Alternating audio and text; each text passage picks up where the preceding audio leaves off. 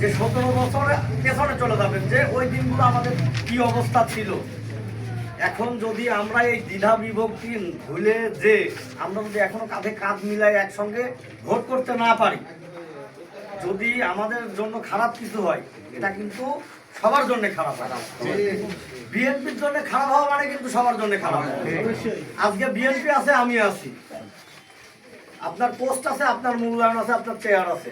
আজকে যদি আমি এই জায়গায় না থাকি, আমার কিন্তু চেয়ার থাকবে না, আমিও কিন্তু আপনাদের মতোই দর্শকের কাতারে থাকবো।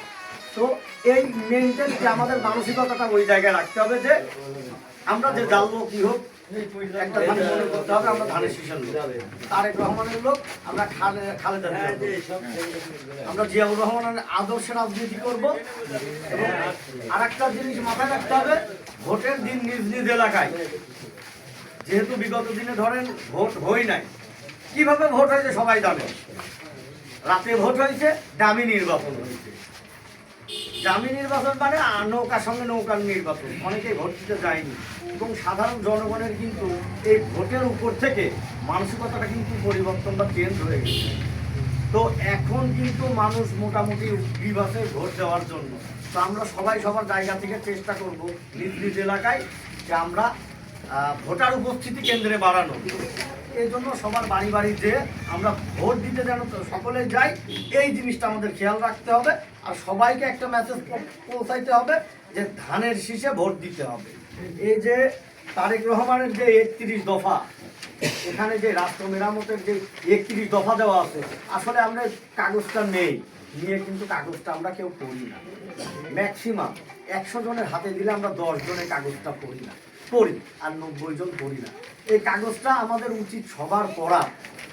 এই 17 বছরে এই দেশের যে ক্ষতি হয়ে গেছে, এই ক্ষতিটাকে পুষায় এই দেশটা কিভাবে আগাবে, সমাজটা কিভাবে আগাবে, এই চিন্তা চেতনা কিন্তু আমাদের আগামীর রাষ্ট্রনায়ক তারেক রহমানের কিন্তু আছে।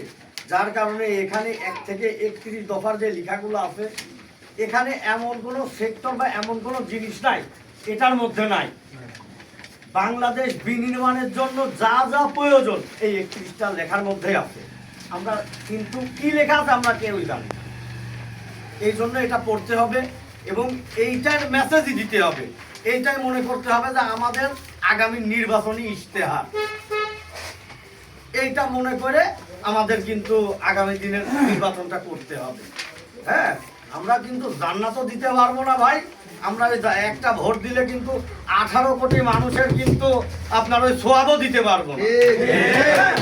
আমরা তো এটা দিতে পারবো হয়তো শিক্ষিত সমাজ, শিক্ষিত রাষ্ট্র দিতে পারি, আমরা ভাই কারো জান্নাতের টিকিট দিতে পারবো। এক শ্রেণীর মানুষ আছে এখন জান্নাতের টিকিট বিক্রি করতেছে, অনেকে ভূমিকম্প থামাই দিচ্ছে। তো ভাই আমরা এত কিছু হয়ে পড়ি না, এত আল্লাহ আল্লাহও না, আমরা হয়তো নামাজ কালামটা পড়ি। হ্যাঁ, তো এই জিনিসগুলো মাথায় রাখতে হবে। মানে সর্বশেষে যেটা আমরা বলতে চাই, দ্বিধা বিভক্তি ভইলে কাঁধে কাঁধ মিলিয়ে ধানের শীষের প্রার্থীকে বিজয়ী ঘোষণা করতে হবে, এই আশাবাদ ব্যক্ত করছি। এই আশাবাদ ব্যক্ত করে আমি সংক্ষিপ্ত বক্তব্য শেষ করছি।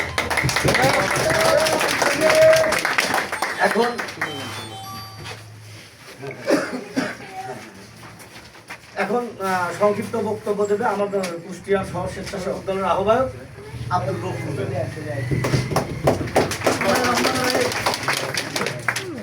আপনারা জানেন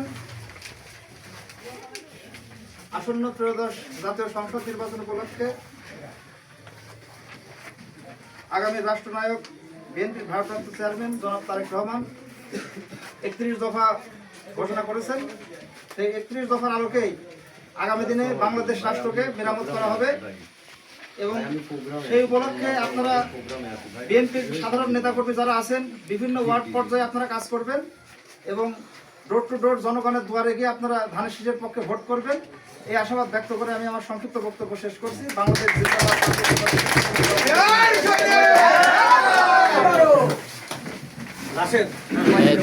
ঘরে ঘরে